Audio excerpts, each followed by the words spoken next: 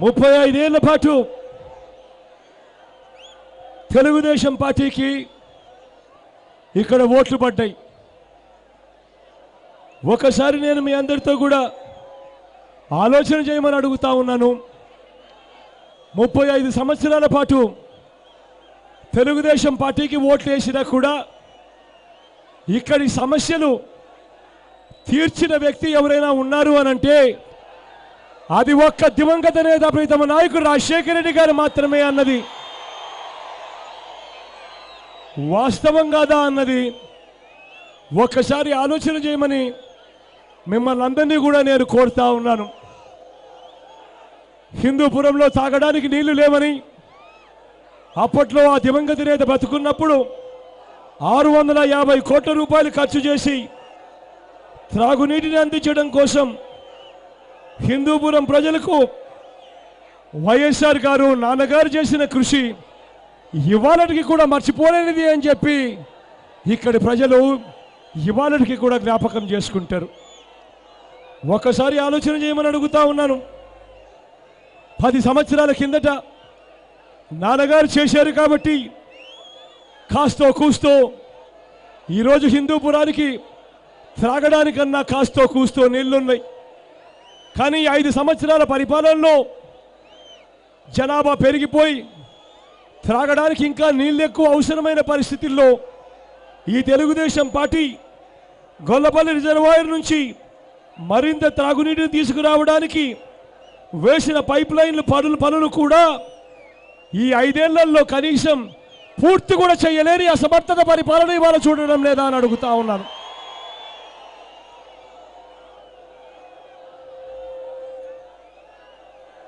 మడకశిర ఉపకాలువ ద్వారా హంద్రి నీవ జలాలను 99 చెరువులకు నీళ్లు ఇవ్వడానికి పనులు ఆ దివంగత నేత ప్రీతమ నాయకుడు రాజశేఖర రెడ్డి గారు చేపట్టి అప్పట్లోనే 90% పనులు పూర్తి చేస్తే ఆ మిగిలిపోయి ఉన్న ఆ 10% పనులు కూడా పూర్తి చేయలేని అద్భుతమైన పాలన ఇవాళ మీకు కనిపించడం లేదా అని అడుగుతా ఉన్నాను. ఆలోచన చేయమని కోరుతా ఉన్నాను.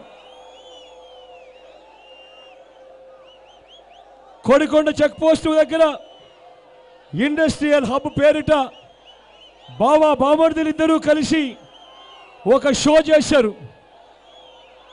1000 ఉద్యోగాలు వస్తాయంటూ అట్టహాసంగా శంకుస్థాపన కూడా చేశారు. కానీ నేను అడుగుతా ఉన్నా, ఒక్క పరిశ్రమైనా వచ్చిందా అని అడుగుతా ఉన్నాను మీ అందరితో ఇవాళ.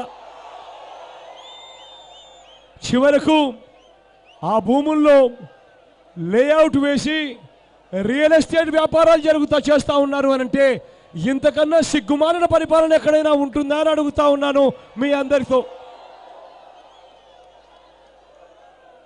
ఇదే నియోజకవర్గంలో పరిగి వద్ద గతంలో నిజాం షుగర్ ఫ్యాక్టరీ అమ్మేసిన ఘనత కూడా ఎవరిది అని అంటే ఈ దిక్కుమాలిన ముఖ్యమంత్రి చంద్రబాబు నాయుడు కాదా అని అడుగుతా ఉన్నాను మీ అందరితో. 200 బెడ్లు 200 పడకల ప్రభుత్వ ఆసుపత్రి ఇక్కడే ఉంది. కనీసం 32 మంది డాక్టర్లు అక్కడ పనిచేయాలి. కానీ ఆ హాస్పిటల్కి వెళ్ళి చూస్తే కనీసం 10 మంది డాక్టర్లు కూడా లేని పరిస్థితిలో ఆ హాస్పిటల్ నడుస్తూ ఉంది అంటే సిగ్గుతో ఈ పాలకులు తల వంచుకోవాల్సిన పని కాదా అని అడుగుతా ఉన్నాను. ఇదే నియోజకవర్గంలో ఇదే హాస్పిటల్లో మాతా శిశు కేంద్రంలో కనీసం 4 గైనకాలజిస్టులు ఉండాలి. అంటే గర్భిణీ స్త్రీలకు ఆపరేషన్ చేసే డాక్టర్లు 4 ఉండాల్సిన చోట కేవలం ఒకే ఒకరు ఉన్నారు అని అంటే ఇంతకన్నా దిక్కుమాలిన ప్రభుత్వం ఎక్కడైనా ఉంటుందా అని అడుగుతా ఉన్నాను మీ అందరితో. ఇదే హిందూపురానికి ప్రభుత్వ డిగ్రీ కళాశాల వచ్చేసింది అంటూ శ్రీకంఠపురం పాఠశాల వద్ద దాన్ని ఏర్పాటు చేస్తూ ఉన్నట్టు బోర్డులు కూడా వేశారు, పూజలు కూడా చేశారు. ఆ తర్వాత ఆ కాలేజీ వచ్చిందా అని అడుగుతా ఉన్నాను మీ అందరితో ఇవాళ. కనీసం పట్టించుకున్న పరిస్థితులు కూడా లేని పరిస్థితి కనిపిస్తూ ఉంది. ఇదే హిందూపురంలో ఉర్దూ కళాశాల ఏర్పాటు చేస్తామని హామీ ఇచ్చారు. నేను అడుగుతా ఉన్నా, ఉర్దూ కళాశాల మీకు కనిపించిందా అని అడుగుతా ఉన్నాను మీ అందరితో. ఒక్కసారి ఆలోచన చేయమని అడుగుతా ఉన్నాను. హిందూపురం నియోజకవర్గంలో నీళ్ల పరిస్థితి, ఇక్కడ ఉన్న వ్యవస్థల పరిస్థితి, చివరికి రైతన్నల పరిస్థితి చూసుకున్నా కూడా చింతపండు మొదటి రకం 15,000 ఉంటే కానీ అంతో ఇంతో ఖర్చులకు కూడా రాదు.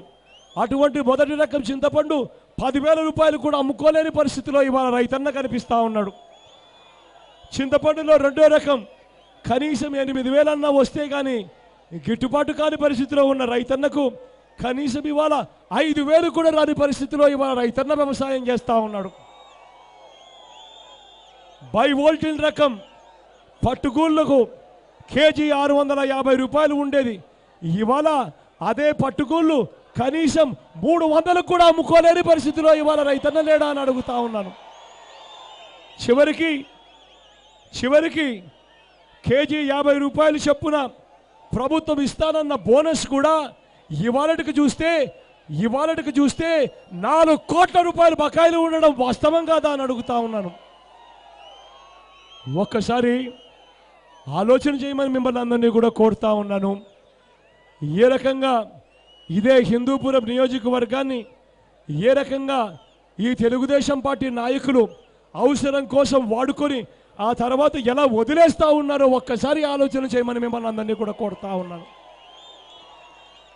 మీ అందరితో నేను ఇవాళ ఒక్కసారి ఆలోచన చేయమని అడుగుతా ఉన్నా.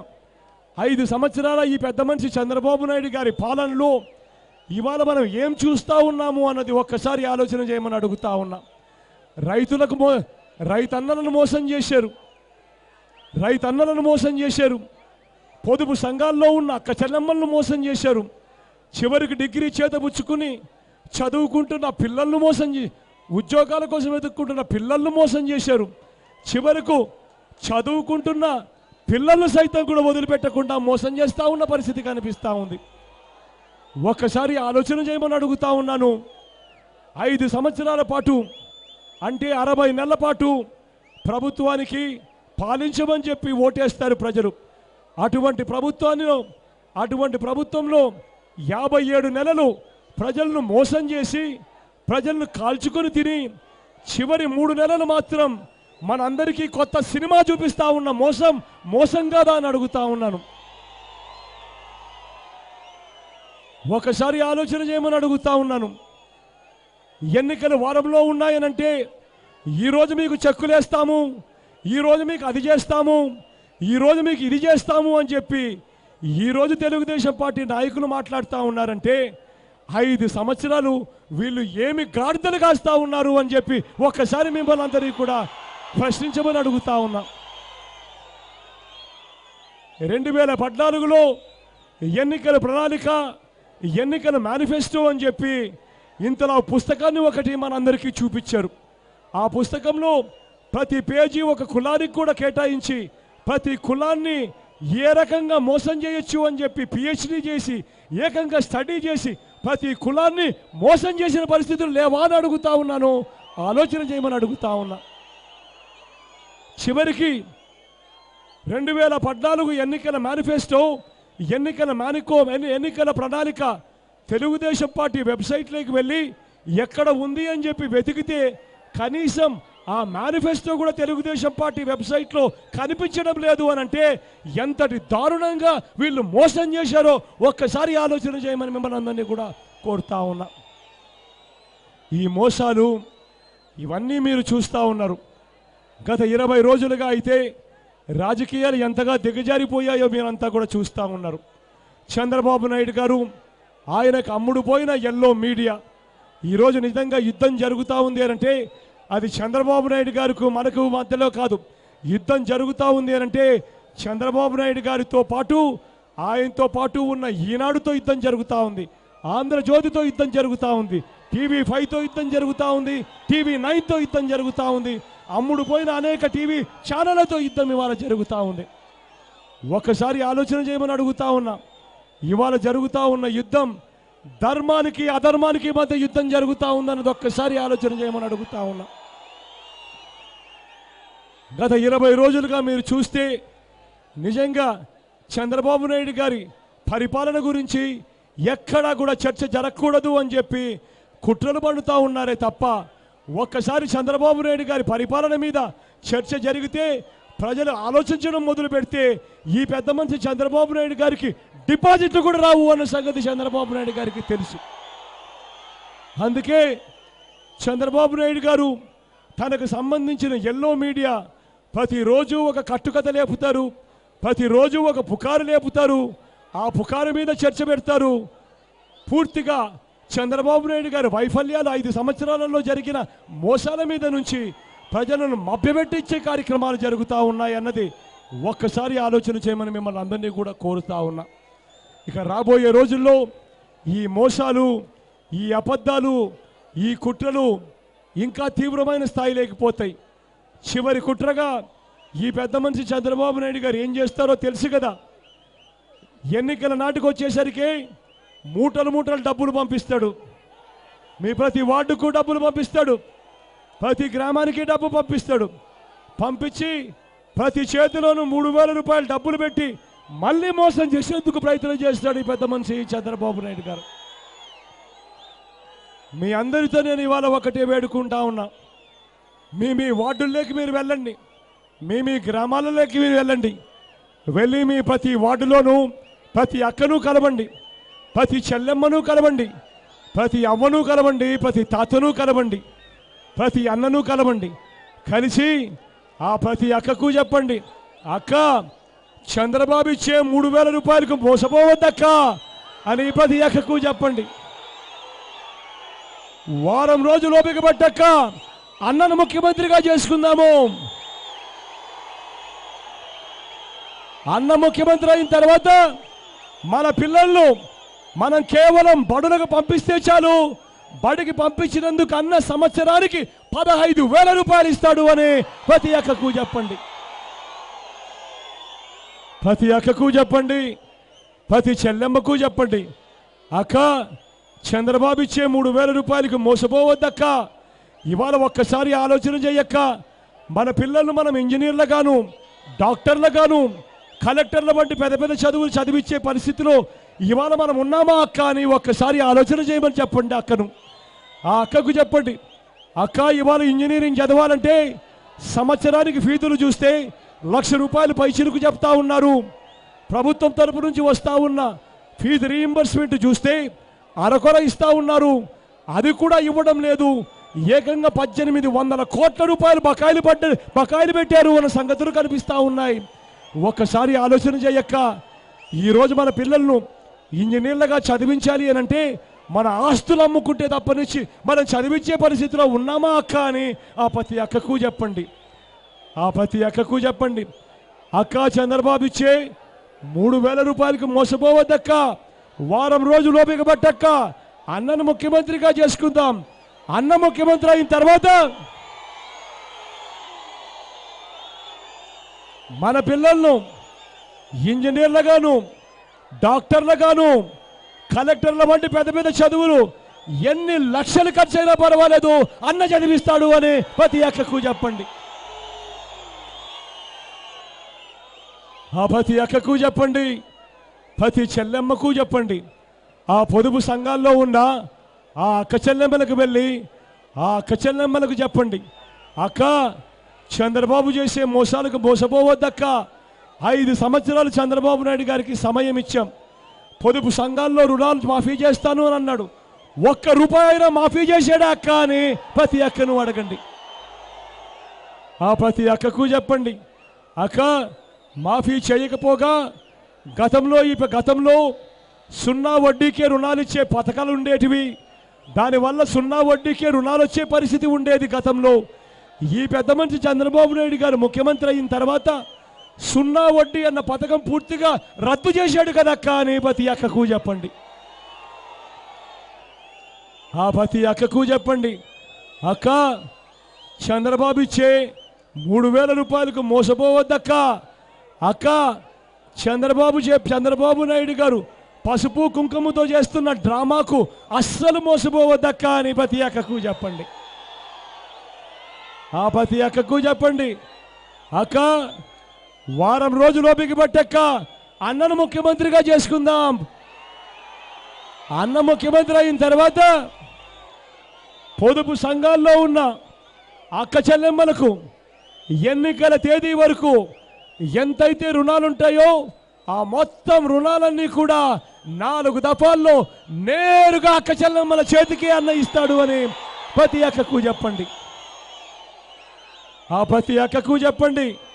అంతేకాదక్క, 0 వడ్డీకే రుణాలు ఇచ్చే రోజులు అప్పట్లో ఆ దివంగత నేత ప్రీతమ నాయకుడు రాజశేఖర రెడ్డి గారి రాజన్న రాజ్యంలో చూశాం. మళ్ళీ 0 వడ్డీకే రుణాలు రావాలి అని అంటే అది ఆ రాజన్న కొడుకు జగనన్నతోనే సాధ్యము అని ప్రతి అక్కకు చెప్పండి. ఆ పేదరికంలో ఉన్న అలమటిస్తా ఉన్న ఆ బీసీ అక్కల దగ్గరికి వెళ్ళండి, ఆ ఎస్సీ అక్కల దగ్గరికి వెళ్ళండి, ఆ ఎస్టీ అక్కల దగ్గరికి వెళ్ళండి, ఆ మైనారిటీ అక్కల దగ్గరికి వెళ్ళండి. 45 సంవత్సరాల నుంచి 60 సంవత్సరాల మధ్యలో ఉన్న వయసులో మధ్యలో ఉన్న ఆ ప్రతి అక్క దగ్గరికి వెళ్ళి ఆ అక్కకు చెప్పండి, అక్క చంద్రబాబు ఇచ్చే 3,000 రూపాయలకు మోసపోవద్దక్క, వారం రోజులు ఓపిక పట్టక్క, అన్నను ముఖ్యమంత్రిగా చేసుకుందాం. అన్న ముఖ్యమంత్రి అయిన తర్వాత అన్న వైఎస్ఆర్ చేయూత్ అన్న పథకాన్ని తీసుకొస్తా ఉన్నాడు.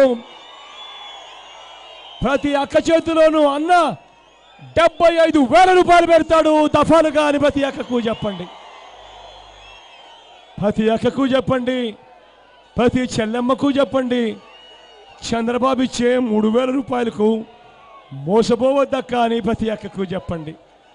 గ్రామాలలో ఉన్న ప్రతి రైతన్నను కలవండి, కలిసి ఆ ప్రతి రైతన్నకు చెప్పండి, అన్నా రైతన్న, చంద్రబాబు నాయుడు గారికి 5 సంవత్సరాల టైం ఇచ్చాం, 5 సంవత్సరాల సమయం ఇచ్చాం, రుణాలు మాఫీ చేస్తాను అని అన్నాడు. ఆయన చేసిన రుణమాఫీ అన్న పథకం కనీసం వడ్డీలకైనా వచ్చిందా అన్న అని ప్రతి రైతన్నను అడగండి. ఆ ప్రతి రైతన్నకు చెప్పండి, అన్నా ఈ పెద్ద మనిషి చంద్రబాబు నాయుడు గారి పాలన చూడన్నా, గతంలో రైతన్నలకు 0 వడ్డీకే రుణాలు వచ్చేటివి, ఈ పెద్ద మనిషి చంద్రబాబు నాయుడు గారు ముఖ్యమంత్రి అయిన తర్వాత 0 వడ్డీకే రుణాలు ఇచ్చే పథకాన్ని రద్దు చేశాడు కదన్నా అని చెప్పి ప్రతి రైతన్నకు చెప్పండి. ఆ ప్రతి రైతన్నకు చెప్పండి, అన్నా ఈ 5 సంవత్సరాల చంద్రబాబు నాయుడు గారి పాలనలో ఏ ఒక్క సంవత్సరమైనా ఏ ఒక్క పంటకైనా ఒక్కసారైనా గిట్టుబాటు ధర వచ్చిందా అన్నా అని చెప్పి ఆ ప్రతి రైతన్నను అడగండి. ఆ ప్రతి రైతన్నకు చెప్పండి, అన్నా వారం రోజులు ఓపిక పట్టన్నా, చంద్రబాబు ఇచ్చే 3,000కు మోసపోవద్దన్నా, వారం రోజులు ఓపిక పట్టన్నా, అన్నను ముఖ్యమంత్రిగా చేసుకుందాము అని ప్రతి రైతన్నకు చెప్పండి.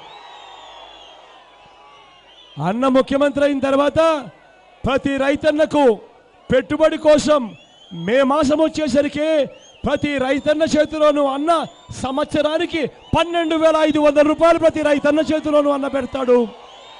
రైతన్నలకు పెట్టుబడి కోసం అన్న 50,000 రూపాయలు ఇస్తాడు అని ప్రతి రైతన్నకు చెప్పండి. ప్రతి రైతన్నకు చెప్పండి, అన్నా 0 వడ్డీకే రుణాలు ఇచ్చే రోజులు అప్పట్లో ఆ దివంగత నేత ప్రీతమ నాయకుడు రాజశేఖర రెడ్డి గారి రాజన్న రాజ్యంలో చూశాం. మళ్ళీ రైతన్నలకు 0 వడ్డీకే రుణాలు రావాలి అని అంటే అది ఆ రాజన్న బిడ్డ జగనన్నతోనే సాధ్యము అని ప్రతి రైతన్నకు చెప్పండి. ప్రతి రైతన్నకు చెప్పండి, అన్నా 5 సంవత్సరాలలో గిట్టుబాటు ధరలు రాలేదు, మళ్ళీ గిట్టుబాటు ధరలు రావాలి అని అంటే అన్న ముఖ్యమంత్రి కావాలి. అన్న ముఖ్యమంత్రి అయిన తర్వాత గిట్టుబాటు ధరలు ఇవ్వడమే కాదు, గిట్టుబాటు ధరలకు అన్న గ్యారంటీ ఇస్తాడు అని ప్రతి రైతన్నకు చెప్పండి. ప్రతి అవ్వ దగ్గరికి వెళ్ళండి, ప్రతి తాత దగ్గరికి వెళ్ళండి. వెళ్ళినప్పుడు ఆ అవ్వను ఒకే ఒక చిన్న విషయం అడగండి, అవ్వ ఇవాళంటే ఎన్నికలు వచ్చాయి అవ్వ, ఇవాళటి నుంచి 2 నెలల కిందట మీకు పెన్షన్ ఎంత వచ్చేది అవ్వ అని ఆ ప్రతి అవ్వను అడగండి. ఆ అవ్వ మీతో చెబుతుంది, ఇలా చెయ్యి చూపిస్తూ ఇచ్చేవారు కాదు నాన్న అని చెప్పి ఇలా చెయ్యి ఎత్తి చూపిస్తుంది. లేకపోతే ఆ అవ్వ ఇలా ఒక ఏలు చూపించి 1000 రూపాయలు ఇచ్చేవారు నాన్న అని చెప్పి ఇలా ఏలెత్తి చూపిస్తుంది. అప్పుడు ఆ అవ్వను మీరు ఒక్క మాట అడగండి, అప్పుడు ఆ తాతను మీరు ఒక్క మాట అడగండి, అవ్వా ఎన్నికలే రాకపోయింటే జగనన్నే 2000 ఇస్తాను అని చెప్పకపోయింటే ఈ చంద్రబాబు 2000 ఇచ్చేవాడేనా అవ్వా అని ప్రతి అవ్వను అడగండి. ఆ ప్రతి అవ్వకు చెప్పండి, ప్రతి తాతకు చెప్పండి, అవ్వా చంద్రబాబు చేసే మోసాలకు మోసపోవద్దవ్వా, వారం రోజులు ఓపిక పట్టవ్వా, ఆ తర్వాత మీ మనవడు ముఖ్యమంత్రి అవుతాడవ్వా అని ప్రతి అవ్వకు చెప్పండి. మీ మనవడు ముఖ్యమంత్రి అయిన తర్వాత ఆ అవ్వ తాతల పెన్షన్ 3000కు పెంచుకుంటూ పోతాడు అని ప్రతి అవ్వకు చెప్పండి. ఇల్లు లేని ప్రతి నిరుపేదకు చెప్పండి, అన్నా చంద్రబాబు నాయుడు గారి పరిపాలన చూసాం, ఇల్లులు ఊరికి కనీసం 10 కూడా ఇవ్వని పరిస్థితి. టౌన్లలో ఇల్లులు కడితే ఆ ఇళ్లలో కూడా దోచుకుంటా ఉన్న పరిస్థితులు కనిపిస్తూ ఉన్నాయి. ప్రజలకు మేలు చేసే పరిస్థితి కనిపించడం లేదు. ప్రజల తరపున అప్పుగా రాసుకొని 20 సంవత్సరాల పాటు నెల నెల 3000 రూపాయలు కట్టిస్తూ ఉండే దోచుకుంటా ఉన్న పరిస్థితి ఇవాళ కనిపిస్తూ ఉంది. అన్నా ఒక వారం రోజులు ఓపిక పట్టన్నా, ఆ ప్రతి పేదవాడికి చెప్పు, ప్రతి పేదవాడికి చెప్పు, అన్నను ముఖ్యమంత్రిగా చేసుకుందాం. అన్న ముఖ్యమంత్రి అయిన తర్వాత మళ్ళీ ఆ రాజన్న రాజ్యం తీసుకొస్తాడు, ప్రతి పేదవాడికి ఇల్లు కట్టించిస్తాడు అని ప్రతి పేదవాడికి చెప్పండి. నవరత్నాల్లోని ప్రతి అంశము ప్రతి అక్క దగ్గరికి తీసుకొని పోండి, ప్రతి చెల్లెమ్మ దగ్గరికి తీసుకొని పోండి, ప్రతి అవ్వ దగ్గరికి తీసుకొని పోండి, ప్రతి తాత దగ్గరికి తీసుకొని పోండి, ప్రతి అన్న దగ్గరికి తీసుకొని పోయి నవరత్నాల వల్ల జరిగే మేళ్ళు ప్రతి ఒక్కరికి చెప్పండి. నేను గట్టిగా నమ్ముతా ఉన్నా, నవరత్నాలతో ప్రతి పేదవాడి ముఖంలో చిరునవ్వును చూడొచ్చని, నవరత్నాలతో ప్రతి రైతన్న ముఖంలో ఆనందాన్ని చూడొచ్చని నేను మనస్ఫూర్తిగా నమ్ముతా ఉన్నా. మీ అందరికీ నేను ఇవాళ మాటిస్తా ఉన్నాను, నవరత్నాలను మీ ప్రతి గడప దగ్గరికి తీసుకొస్తాను అని మేమందరికీ మాటిస్తా ఉన్నాను. మీ అందరికీ నేను ఇవాళ ఒకటే కోరుతా ఉన్నా, ఈ చెడిపోయిన ఈ రాజకీయ వ్యవస్థలోకి మార్పు రావాలి. ఒక రాజకీయ నాయకుడు ఫలానిది చేస్తాను అని చెప్పి మైకు పట్టుకొని చెబితే, ఆ చెప్పినది ఎన్నికల ప్రణాళికలో మేనిఫెస్టోలో పెడితే, ఆ పెట్టిన తర్వాత ప్రజలను ఓటడిగితే, ప్రజలు ఓటేసిన తర్వాత రాజకీయ నాయకుడు గెలిచిన తర్వాత అది చేయకపోతే తన పదవికి తాను రాజీనామా చేసి ఇంటికి వెళ్ళిపోయే పరిస్థితి తీసుకొని రావాలి. ఈ వ్యవస్థలోకి, ఈ చెడిపోయిన ఈ వ్యవస్థలోకి ఈ మార్పు తీసుకొని రమ్మని మిమ్మల్ని అందరినీ కూడా కోరుతూ, మీ అందరి చల్లని దీవెనలు, మీ అందరి చల్లని ఆశీస్సులు. నా ఎడం వైపున ఇక్బాల్ అన్న నిల్చొని ఉన్నాడు, ఐజీగా పనిచేశాడు, మంచి పోలీస్ అధికారిగా పనిచేశాడు, అన్ని రకాలుగా మీకు తోడుగా ఉంటాడు, మంచి చేస్తాడు అన్న నమ్మకం నాకు సంపూర్ణంగా ఉంది. మీ చల్లని దీవెనలు, చల్లని ఆశీస్సులు ఇక్బాల్ అన్నపై ఉంచవలసిందిగా సవినయంగా చేతులు జోడించి పేరు పేరున ప్రార్థిస్తా ఉన్నాను. అదే రకంగా నా కుడివైపున మాధవన్న నిల్చొని ఉన్నాడు,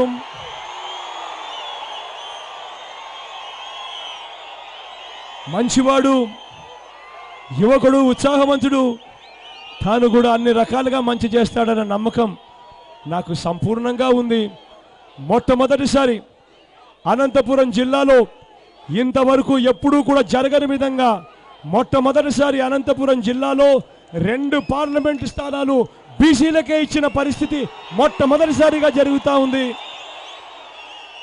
మీ అందరి చల్లని దీవెనలు, మీ అందరి చల్లని ఆశీస్సులు వీళ్ళిద్దరిపై ఉంచడమే కాక వైఎస్ఆర్ కాంగ్రెస్ పార్టీని ఆశీర్వదించమని సవినయంగా 2 చేతులు జోడించి పేరు పేరున ప్రార్థిస్తా ఉన్నాను.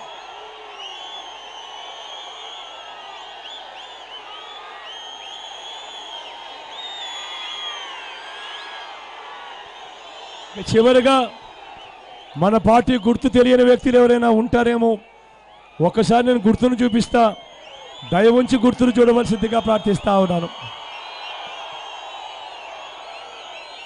కనిపిస్తా ఉందని అనుకుంటా ఉన్నాను నా మొహం. మన గుర్తు ఫ్యాన్ అన్నా, మన గుర్తు ఫ్యాన్ అక్క, మన గుర్తు ఫ్యాన్ చెల్లెమ్మ, మన గుర్తు ఫ్యాన్ అన్న, ఫ్యాన్ అక్క, ఫ్యాన్ అన్న, ఫ్యాన్ అన్న, ఫ్యాన్ అన్న, ఫ్యాన్ అన్నా.